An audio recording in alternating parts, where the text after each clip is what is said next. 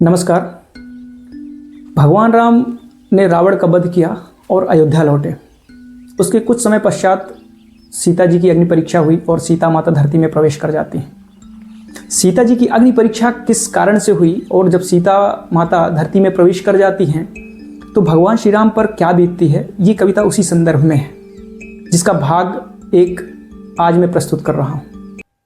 अतिशुभ्र वर्ण कोमल काया, फूलों पर वह चलने वाली, वह जनक सुनैना की पलकों पर नाजों पर पलने वाली, नक्शे शिखतक भूषण भूषित मखमली सेज पर पली हुई, महलों के व्यापक वैभव में सुख के सांचों में ढली हुई।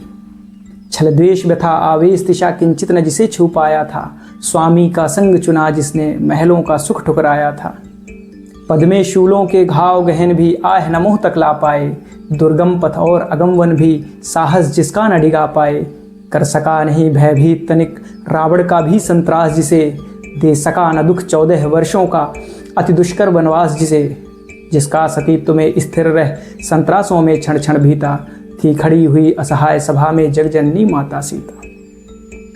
लवकुश को संग लिए अपने कृशकाय साध्वी रूप धरे, चेहरे पर ऐसा स्वाभिमान जिसकी द्युति में न ऋण ठहरे। मतिशून्य सभासद और प्रजा बैठे थे चुप निस्तब्ध सभी, हा नीत यथा निष्ठुर होगी किसका ऐसा प्रारब्ध कभी। ऋषि मुनि ज्ञानी गंभीर धीर विदुषी गृहिणी सब नर नारी, बैठे थे बन पाषाण हृदय रघुवंश मौर धनवाधारी। परिपाटी की जंजीरों में जकड़ी माँ की ममताएं थीं, शैशव से सींचा था जिनको सूखी स्नेह लताएं थीं। अभियुक्ता सी माता सीता थीं खड़ी सभासद के सम्मुख, सिंहासन पर आसीन राम के मुख से टपक रहा था दुख।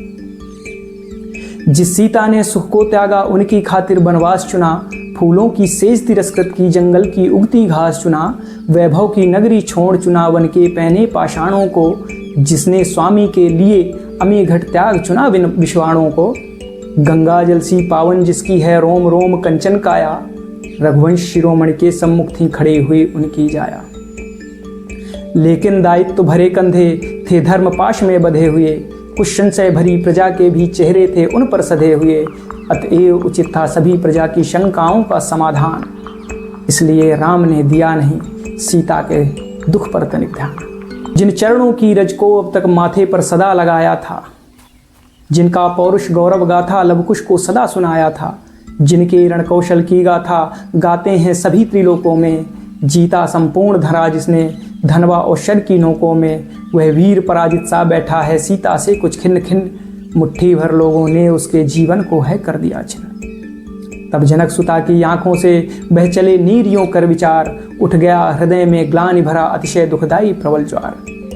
बैठे सब सन्न सभासद थे आंखें धरती पर टिका टिका, था नियति नटी ने रघुकुल का प्रारब्ध किंतु कुछ और लिखा। बोले श्री राम सुनो सीते क्षण उचित नहीं यह रोने का, तुमको प्रमाण देना होगा अपने निज पावन होने का।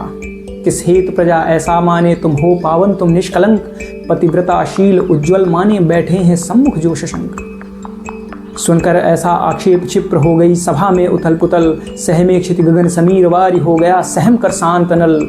जो बिखर पड़े मैनाक मेरु हो गई शिलाएं खंड खंड, जब सीता के निष्पाप हृदय में टूट पड़ा पाहन प्रचंड।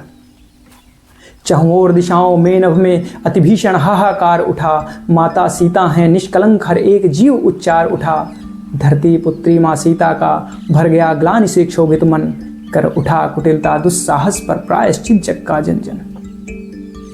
हा नियति की जिसने सतयुग में नृप हरिश्चंद्र को था परखा, सच धर्म तुला के पलड़ों पर विधि जिसने था हर बार रखा। हाँ वही नियति सीता माँ की निश्चलता को थी आंक रही, नारी के अप्रतिम साहस को युग के पल्लू में टांक रहे। श्री राम कहते हैं कि तुम निष्कलंक शुचि उज्ज्वल हो सीते, इसका है भान मुझे। इस न्यायोचित पद की गरिमा है किंतु निरंतर ध्यान मुझे।